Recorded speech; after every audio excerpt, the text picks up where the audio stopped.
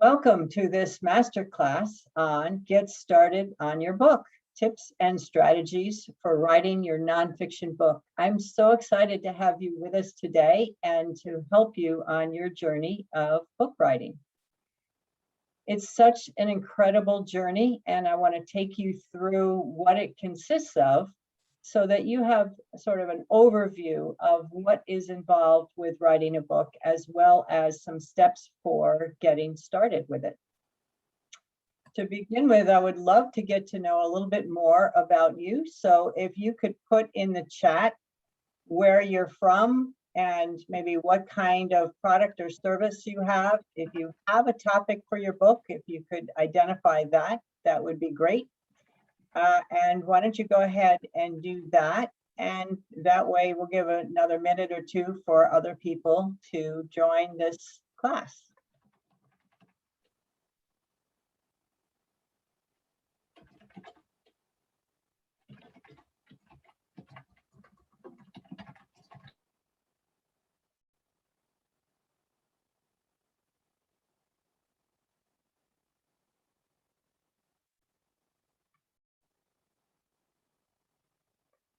I see Marissa, who's from Tampa, Florida, and she's going to write a book about disasters in dating. Very interesting.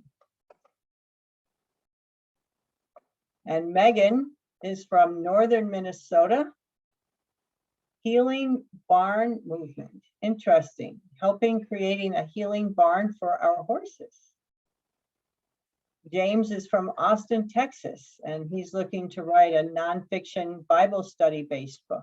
Excellent. Well, thanks so much for joining me today. Imagine that there was a form of advertisement that would make you much more visible as a brand, that would be available 24/7 all over the place, and that would get you that know, like, and trust factor from your clients and from your prospects. Well, I don't know if that exists, but if you write and publish a book, you can gain those advantages, and you can be on a website that attracts over 5 million people every single day. Wouldn't that be amazing for you? So what I want to cover today is providing you with some overview of the whole publishing process and how to get started with writing your book. So let me share my screen and get the presentation rolling.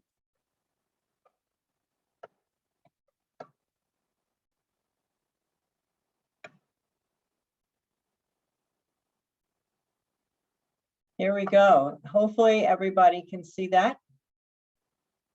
So I'm Judy Weintraub. I am the founder of Skill Bites, a company that was founded specifically to help business owners and professionals get their books written.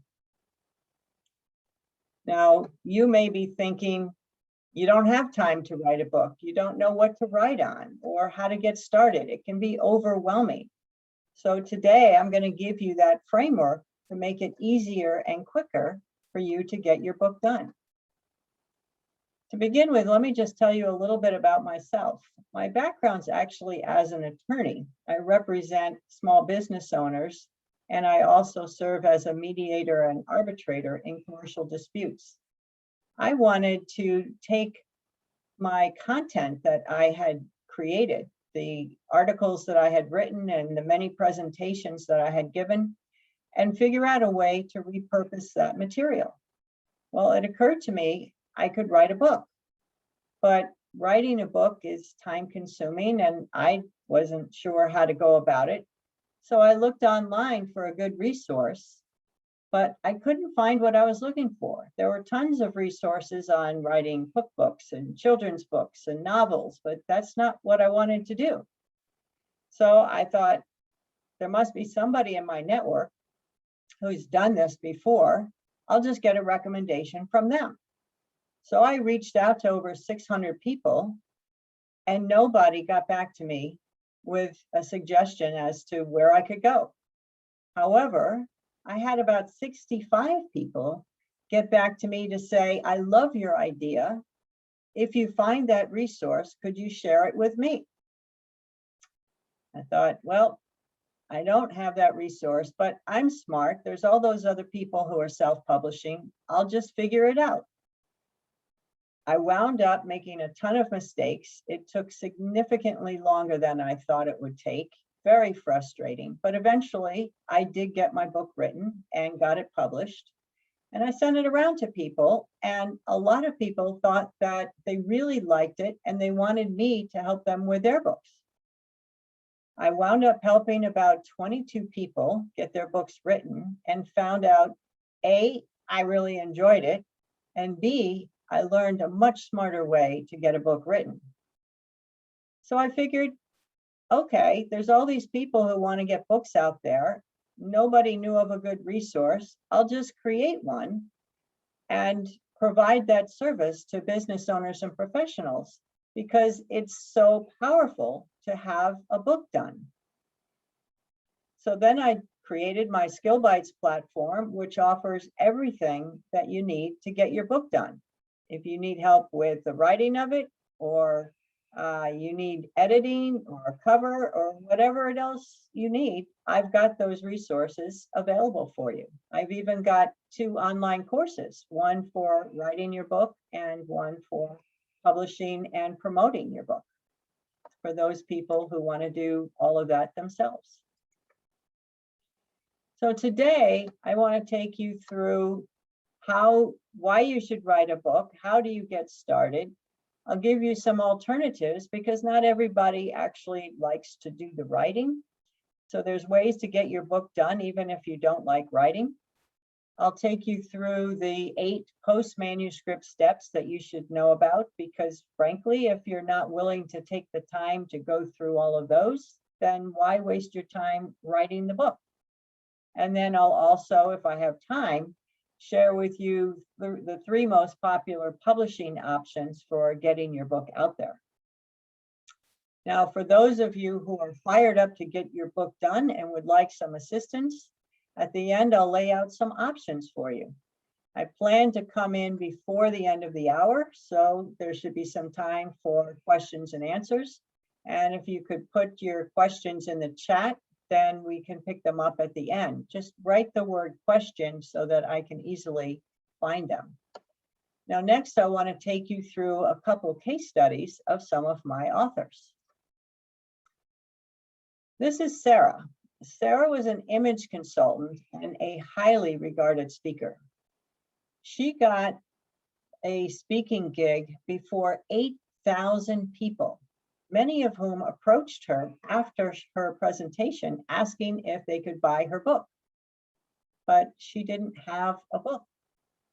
She had another conference where she was asked by a sponsor if she could provide 360 copies of her book for the attendees, and she had to turn it down because she didn't have a book. She knew she needed to have a book, but she was just overwhelmed by the whole idea, didn't know what she could write on, didn't know how to get started. But then she took one of my workshops and she got highly motivated because that gave her a roadmap for how to go about getting her book done. She identified her topic, she created the structure, and within about 6 weeks, she had a draft of her book done.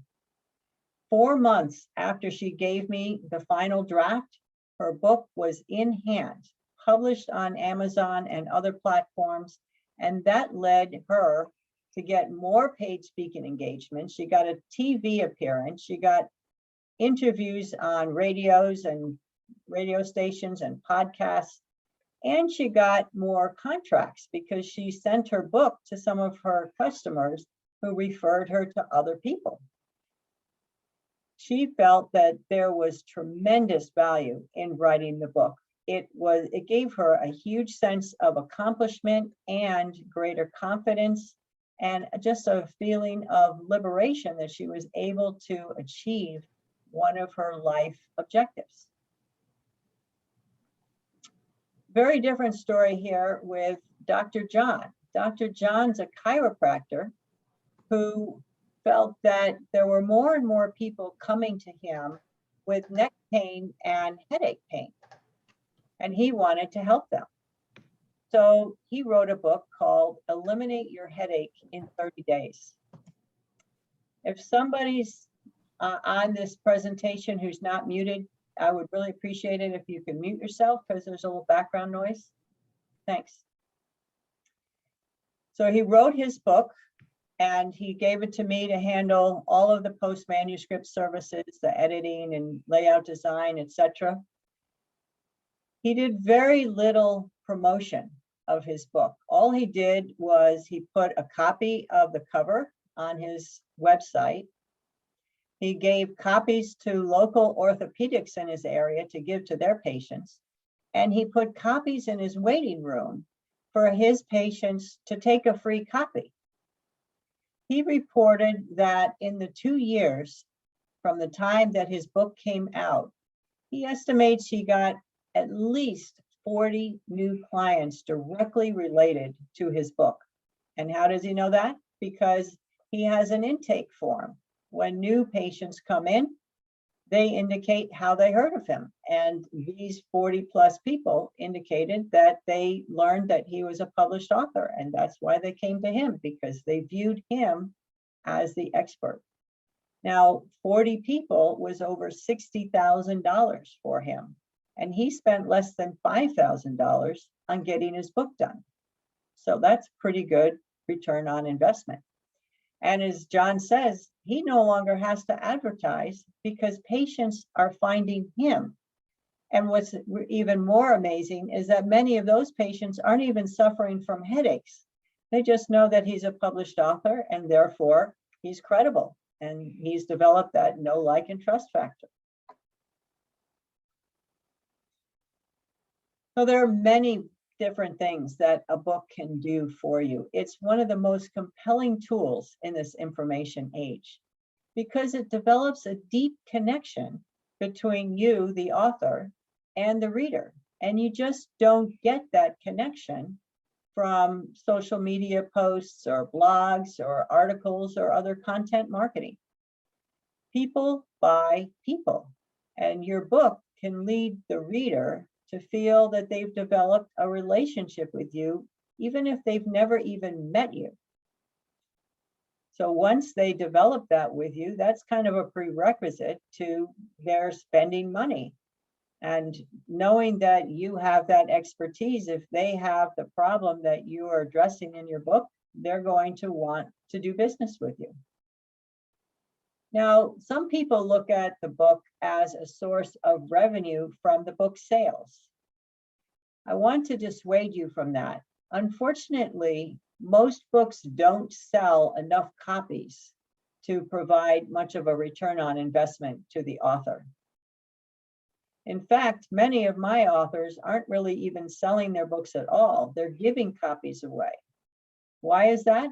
Because they can get far more from the people they give the books to, who then appreciate them and either refer them to other people or call them up to do business. That's what they're using their books for, is primarily lead generation, business development. When a book gives you that perception as an expert, as both Dr. John and Sarah found out, and many of my other authors, it also substantially increases your visibility. When your book is on Amazon, it could be found by millions of people. And when your book is on Amazon, you'll get much better rating by Google. So your SEO will substantially improve as well because Google loves Amazon authors. You can get more speaking engagements and media interviews, which further increase your visibility. It's a good qualifying tool as well, because if somebody reads your book and decides to do the steps themselves that you're advocating in your book, they probably wouldn't be a very good customer for you. But somebody who reads your book and comes to you wanting to work with you, they are an incredibly hot lead for you. And you don't have to do any selling. They're already sold on you from reading your book.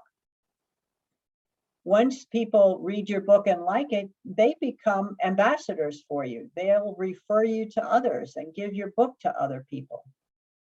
You can also use your book as a content marketing strategy, taking different tips from your book and using them to post on social media or write blog posts or articles or whatever. You can drive traffic to your website when you have opt-in opportunities in your book. And not only do you drive traffic that way, but that's how you get to find out who's reading your book. There's also some satisfaction gained from knowing that you are providing value, that you are helping people have better lives. And there's that legacy component as well, that you are creating something unique and worthwhile. And it's a lasting, tangible record of your mark on the world.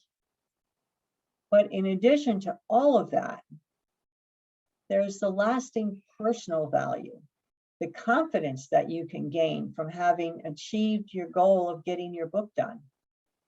More importantly, perhaps, is that you've done all this work to write your book. You have become much more proficient in articulating your message. It's going to deepen your understanding and impact all of your communications. It will also improve your staff's ability to articulate your message. So a book is not just a bucket list item. It's really an integral part of a 21st century business strategy. So in the remaining time that we have, I want to go over how you can get started with your book. But first, I'd like you to put in the chat, where are you on the scale of 1 to 10 with writing your book? Now, there's no judgment here, no pressure. If you're a 1 or a 2 or a 4 or whatever, that's fine. That's where you're at. And wherever you are on the spectrum, I think you're going to get some valuable information. What I want to emphasize, however, is that if you're not at least an 8, then you're probably not ready to start working on your book.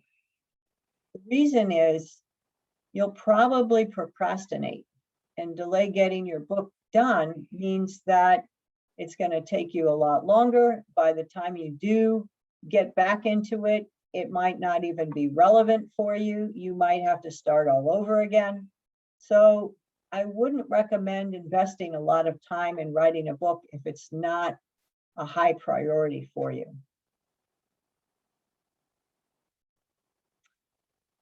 I want to share next my 5-step process for getting started. And I'm going to go over each of these 5 steps in turn. But know that in this 1-hour masterclass, I can't go into depth on any of these items. I do have my online courses that will provide a lot more information, as well as a new program that I'll be introducing at the end called Fast Track Your Book that goes into each of these items.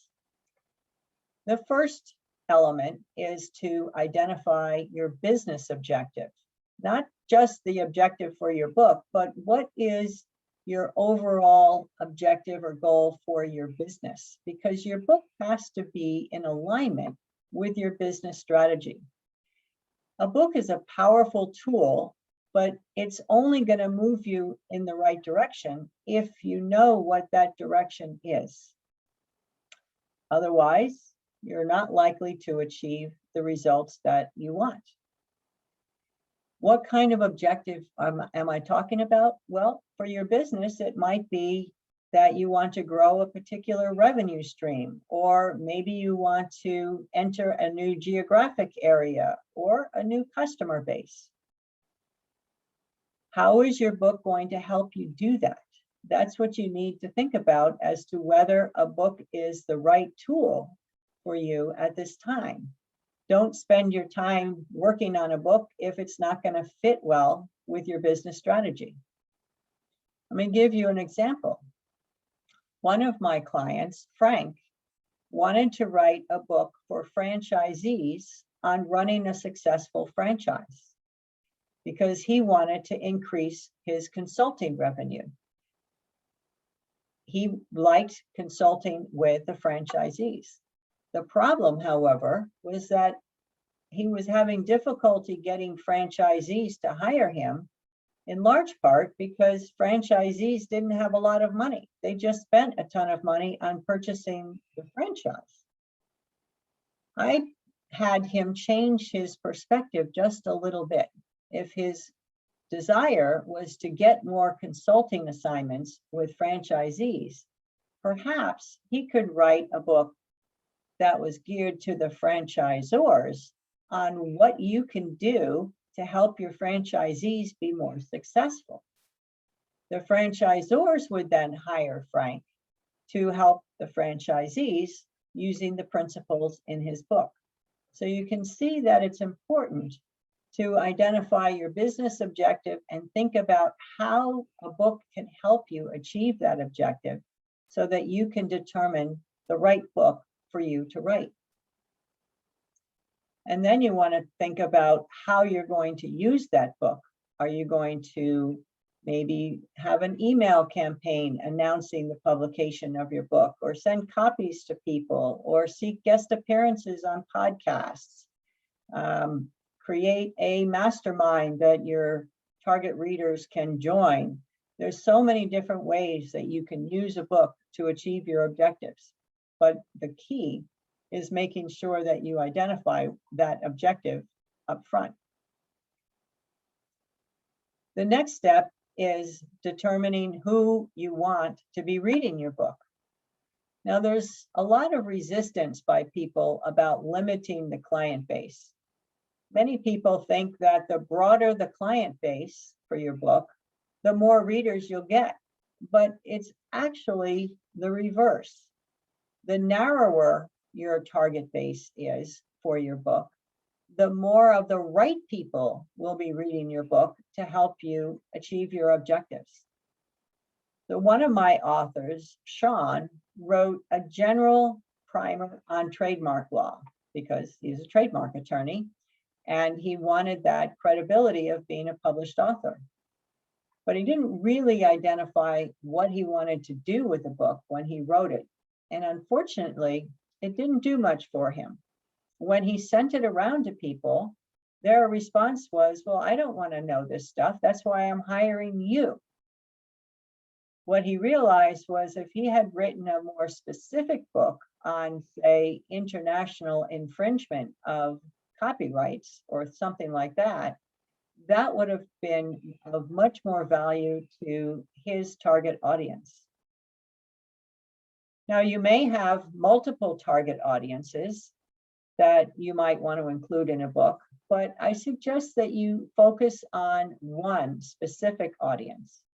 One of my authors, who was a marketing consultant who worked with both beauty parlors and spas, wrote 2 books, one on marketing for beauty parlors and one on marketing for spas. That made her a serial author because she had more than one book. And frankly, she used about 80 to 90% of the same content in both books, but beauty parlors would be attracted to a book that was speaking directly to them. And likewise, the spas were attracted to the book that dealt with their issues. So there's ways to get around that problem of having multiple target audiences. What you want to try to think about is what are the issues or challenges that your target audience is facing that you can help them overcome. And that gets into selecting the best topic for your book. You want to select a topic that aligns with your business objectives, meets the needs of your target audience, and there's sufficient interest in the topic to know that your book is going to be worth spending all your time and your money on getting out there. If you start with the topic, as many people do, the chances are that your book isn't going to be as helpful for you as if you start with knowing what your objective is and who your target audience is. I've had a number of people come to me with topics for their books. And one of the first questions I ask them is, how is this book going to help you? Many of the people are answering, well, it's not meant to help me, it's meant to help other people. Right, but if your book's not going to help you, is it truly something that you want to spend a lot of time and energy doing? Maybe you could do that when you retire. Unless you have a lot of free time on your hands, and I don't know very many business owners who have a lot of free time on their hands, I don't think it's worth spending time writing a book that's not going to help you.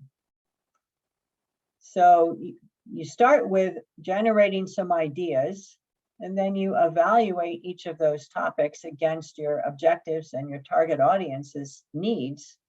And then you want to figure out, is there going to be sufficient interest in this topic?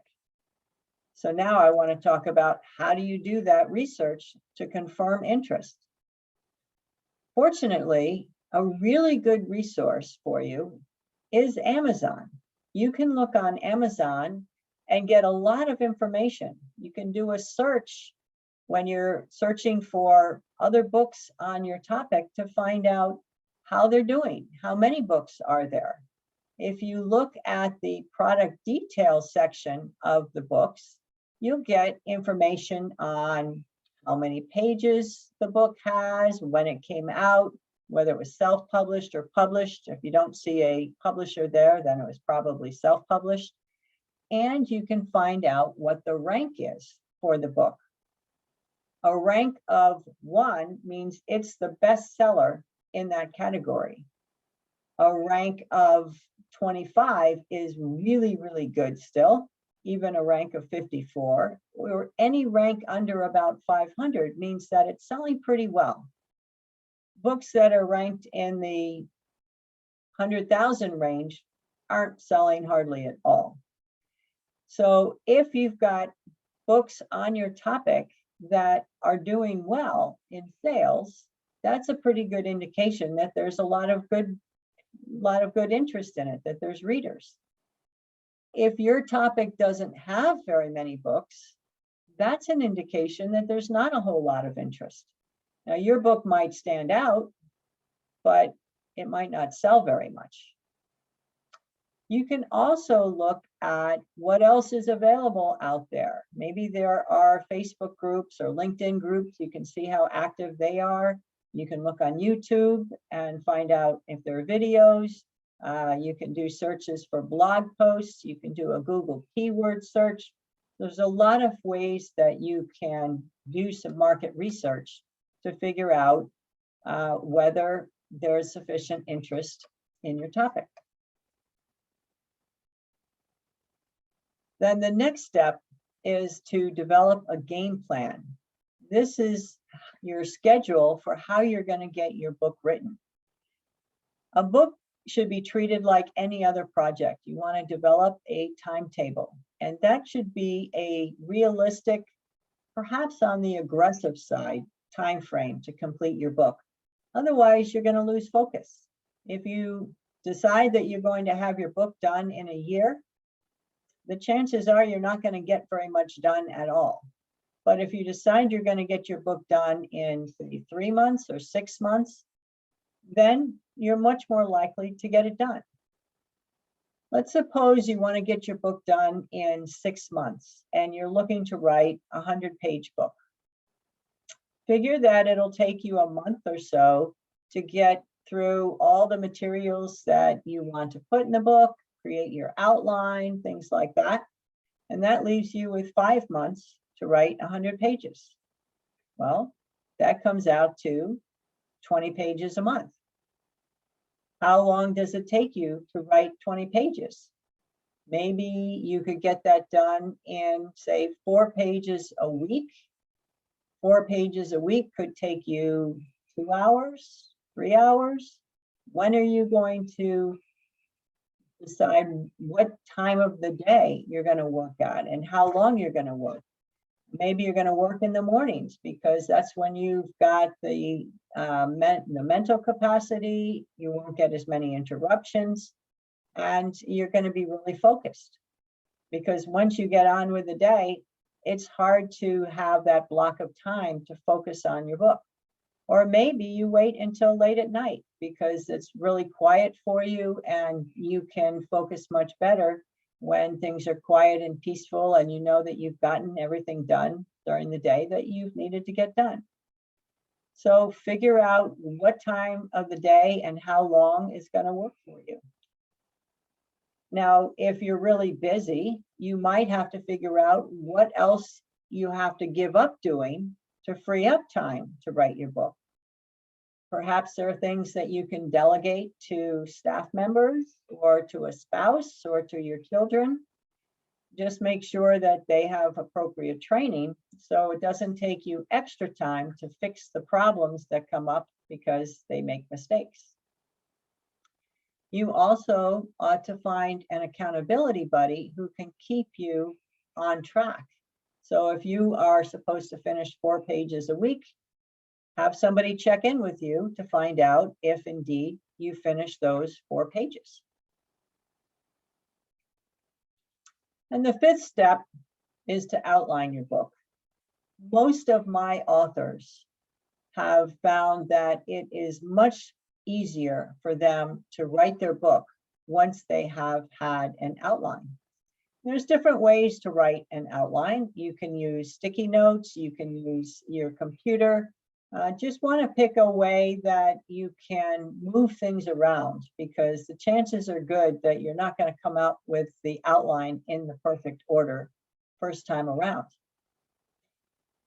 So first start with a brain dump of all of the ideas that you want to include in your book, and then you can categorize those ideas into the major topics, and then rearrange those topics in the order that you want to present them.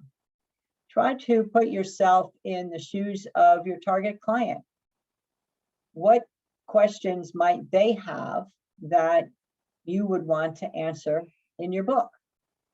How did you solve the problems that your current clients have had that you've solved for them? What other content have you developed, articles or blog posts or presentations or videos or whatever, that you can repurpose in your book? Stick that into your outline. If you have any case studies, put those in your outline.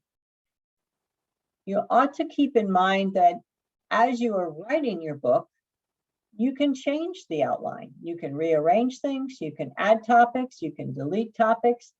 The idea is to have this framework to help you, but it shouldn't constrict you from making changes that occur to you as you're doing the writing. But once you have your outline and you know roughly what you want to say in each of the subjects and how long it's going to take, it'll be so much easier for you to get your book written. You don't even need to go in order. If you're writing, maybe you've finished chapter 3 and something has happened in your work that you address in chapter 6, so it's key in your head, front of your mind, you can write that up, and then when you get to that part, you just create the appropriate transition and that part's done. So having an outline can really speed things up for you.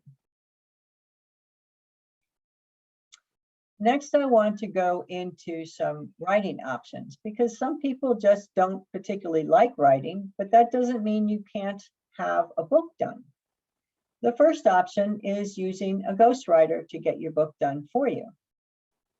It's widely accepted to use ghostwriters. It will still be your book. Your name will be on it. You'll own the content, presuming that you have the appropriate contract with your ghostwriter. Now, ghostwriting is not cheap, but you'll get your book done faster, and it'll probably be of better quality than if you write it yourself. When looking for a ghostwriter, it's best to find somebody who has experience in the genre that you're writing about. Even better if they have experience in your particular topic. So you want to find out what experience they have, perhaps get a writing sample from them, Find out if they even like your topic, because you don't want to work with somebody who doesn't like your topic, is not enthusiastic about it. Now, you also want to find out if they're going to do the writing or if they're going to contract it out to somebody else, because you're hiring them, not their subcontractor. You do need to have a pretty good contract also that covers key issues like work for hire, that they're doing the work that for your book and you own it. If you don't have that clause, you could be stuck with them owning the content. The next option is speaking your book. I have a lot of authors, a lot of my clients who prefer to speak than to write. So you could just take your outline and record yourself talking about the different topics in your outline. Then you could convert that into text and either give it to a ghostwriter to write up for you or work from the text yourself. I recommend that you create a list of questions. So take your outline and make each of the bullet items into a question and ask a member of your target readership to ask you those questions and record yourself answering them. The benefit of doing it that way is that if they don't fully understand something that you're saying, they can ask follow-up questions, or they can even ask questions that you didn't have on your list at all, because those are critical for them to understand how to solve the particular issue that you're addressing. And that way you'll get a much better book that's going to address the needs of your target audience. Another way to write your book, if you're not crazy about writing, is to stage your content. And here, you're just going to break it into very small pieces, 300 to 500 words, about the size of a blog post. That way, it won't be nearly as overwhelming for you to write your book. And it's also a good content marketing strategy, because you can get those pieces out there as blog posts or as other posts on social media, and you can get some feedback. And from that feedback, you can then revise the content so that, again, it meets the needs of your target audience. And the last step isn't really something that's optional. You absolutely need to have an editor go through your book. But I put this here because if you know that an editor is going to review your book, then you shouldn't be spending a ton of time trying to polish your book yourself. You're not going to do as good a job as a professional editor, and you're going to get your book done a lot faster if you just get all the content down and then hand it over to an editor to polish for you. Now, I'm not saying that you give them a raw draft. Yes, you should go through it and correct things yourself before giving it to the editor. But the idea is get all the content out first, review it second, and then give it to an editor. Don't try to constantly go back and revise what you've already written, or it's just going to take a lot longer for you to get your book written.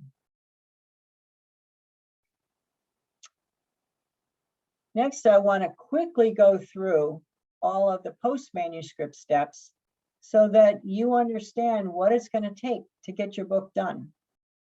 I have a number of authors who come to me and they've gotten their books done and they basically don't know what to do next.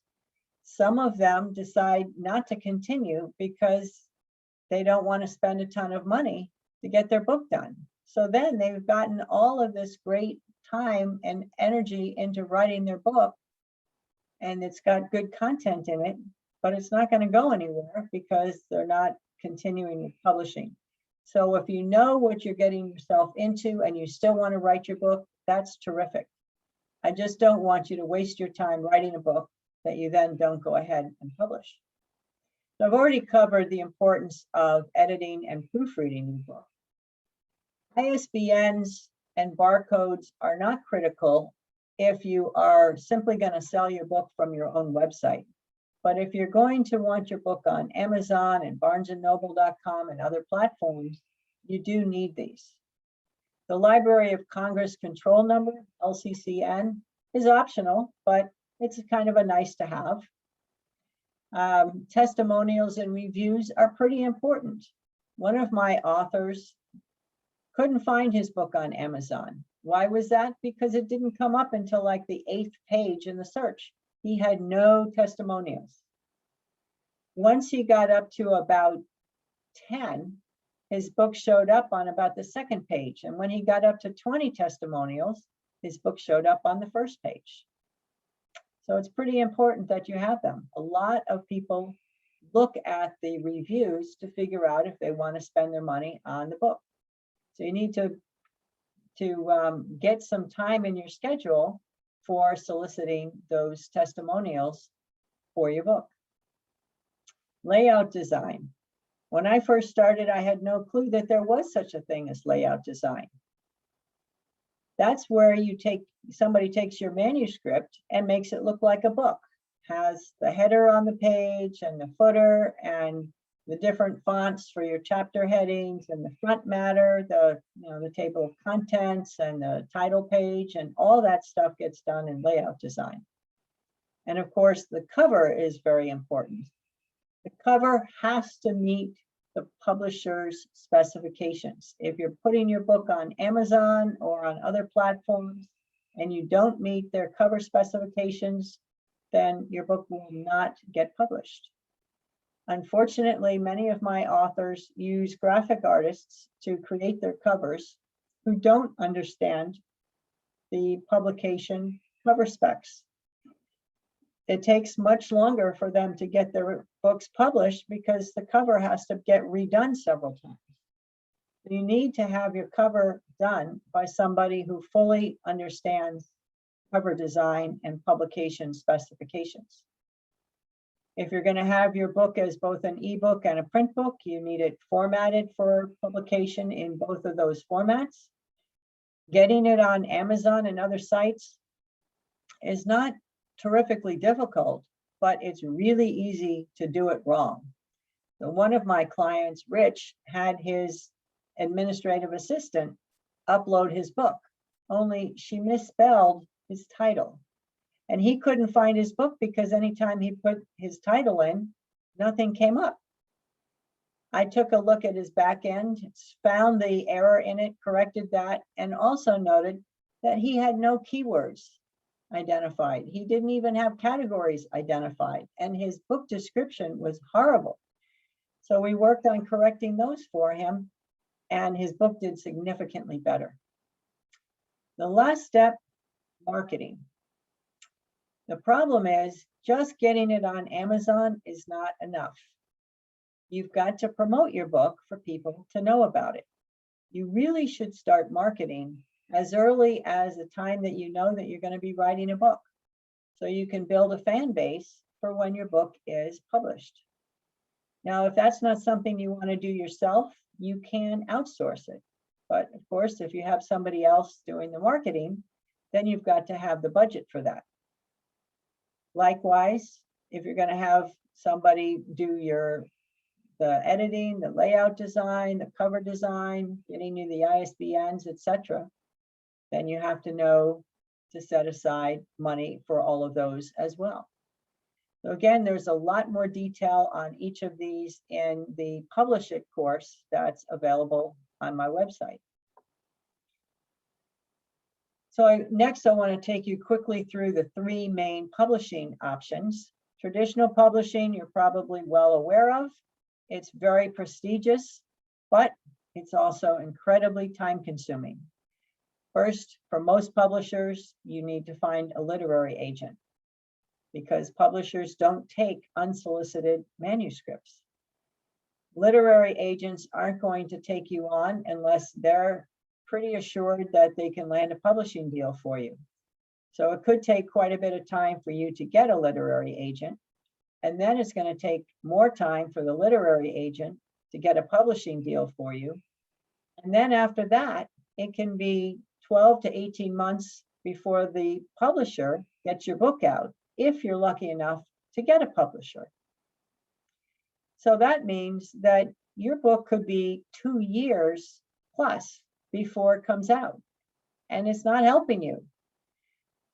The next option is self-publishing.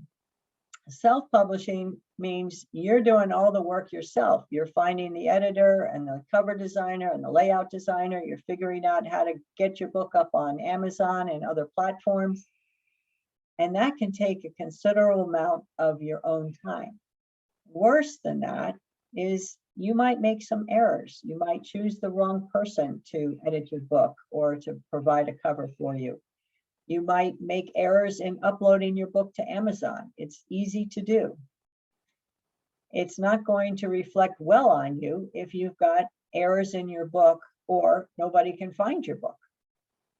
The third category is assisted publishing, which is also called hybrid publishing or indie publishing, and that's where my company, SkillBytes, falls.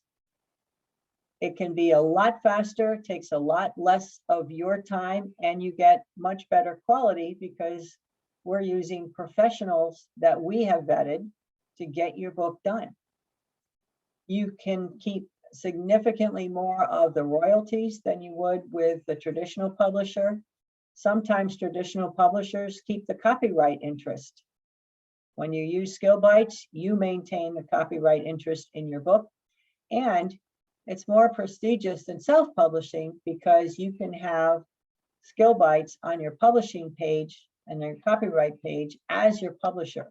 So you don't appear to have self-published your book. So we've covered a lot in the last 45 minutes. We've looked at the very many benefits of being a published author. We've looked at the 5 steps to get started. Identifying your objective, defining your target reader, excuse me, selecting the right topic, developing a game plan, creating an outline. We also looked at 4 writing options and the 8 post-manuscript steps, as well as the 3 publishing options. So what do you do next?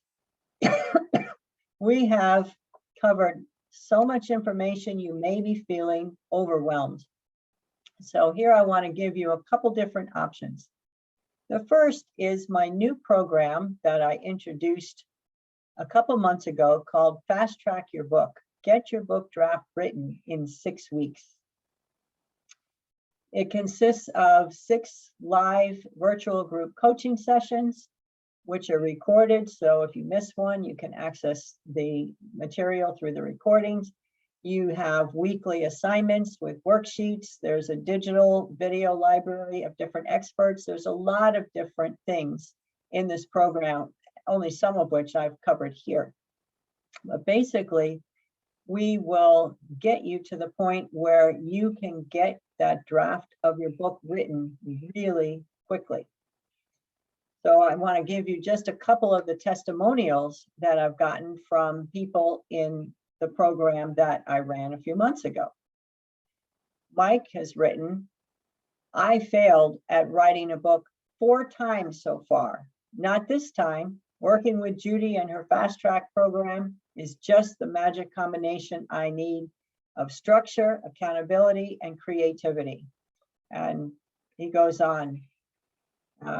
Then we have Claire, who writes, I've always thought that one day I would write a book, but never gave it much serious thought. That is until I met Judy.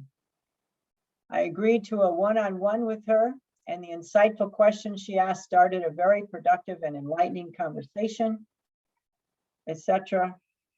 She got far further with her book than she ever thought she would in the 6-week process, and highly recommends the Fast Track Your Book program.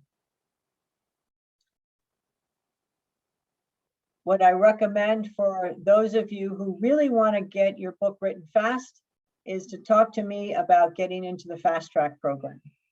For those of you who want more information about how to get started with a book or whatever, I'm willing to give you a complimentary consultation. You can go to my website, skillbytes.net, and under the tab, Get Me Started, you click there, there's just a little form to fill out, and we can schedule a call for me to be able to help you get your amazing book out of your head and out there into the world. So now I want to stop my share and go and answer questions that you have. So I see a question from Marissa. What happens if you want to just have your book for fun? Well, you can do that. You can have a book for fun. Just realize that it's going to take time away from what other priorities you might have, and you need to have a budget for getting it done. There might not be any return on investment for it, and if that's fine with you, then no problem. I see Elaine has asked, can you get testimonials before you publish? Yes, you can. You can have early reviewers read your book and provide testimonials. In fact, it's really nice to be able to get those because you can actually put them inside your book. The one caveat, though, is you cannot add them to Amazon yourself. Once your book is published, you need the people reading your book to put those reviews on Amazon. Then you ask, do you work with a core group of people to review your book as soon as it's published? Well, actually, you work with a core group of people after your book has been edited. I recommend waiting until the book has gone through editing, because then it's a clean version.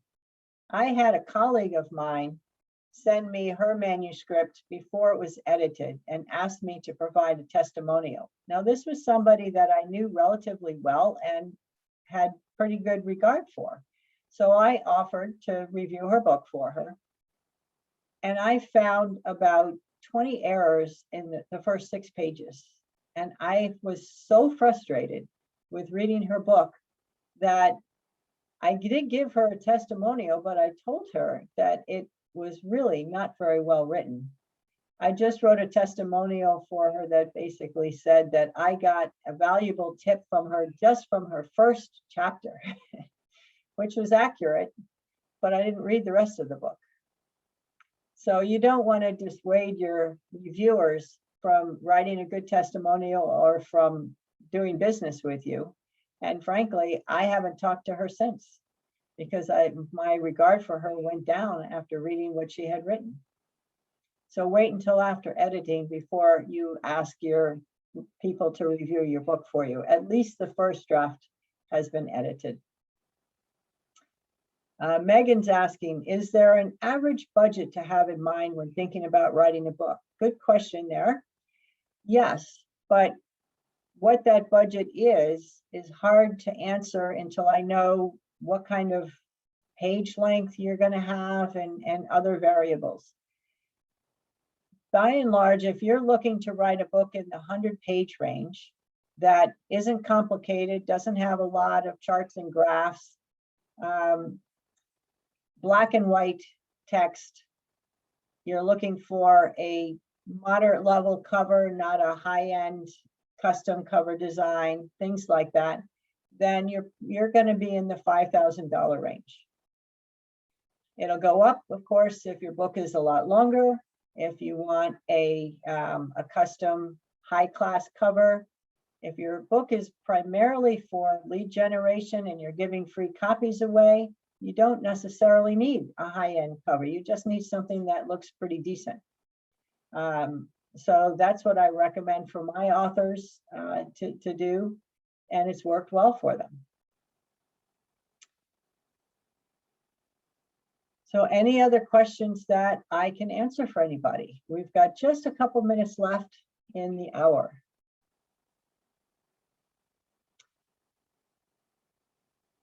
What were the big takeaways that you've had? Let me unmute people so that you can answer if you have anything that you want to talk about here.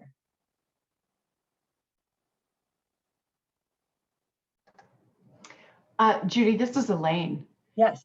And I really appreciated when you were talking about selecting your topic, all the different ways that we can find insight into how popular our topic is going to be and whether there's going to be a lot of interest for that topic.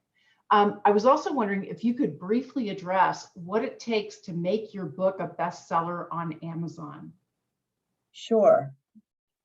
Amazon bestseller is not incredibly difficult to get to because Amazon defines bestseller as being in the top 100 books in your category. But #1 bestseller is harder to get to. So just even getting in the top 100 basically means you sell more books in a given time frame than any other book in your category. If you have a large network of people and you can depend on at least a couple hundred people agreeing to purchase your book at a given time of day on a given day, then you can get to bestseller. You can be in that top 100. It might take more effort to get to #1. Also, there are strategies for getting to bestseller that just get you that credential. And then there's other strategies that build the momentum for ongoing sales.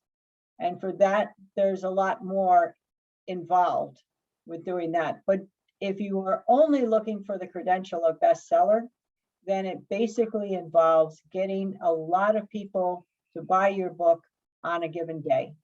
And then you have to very carefully monitor Amazon, where it will tell you where you are in the standings of your book sales.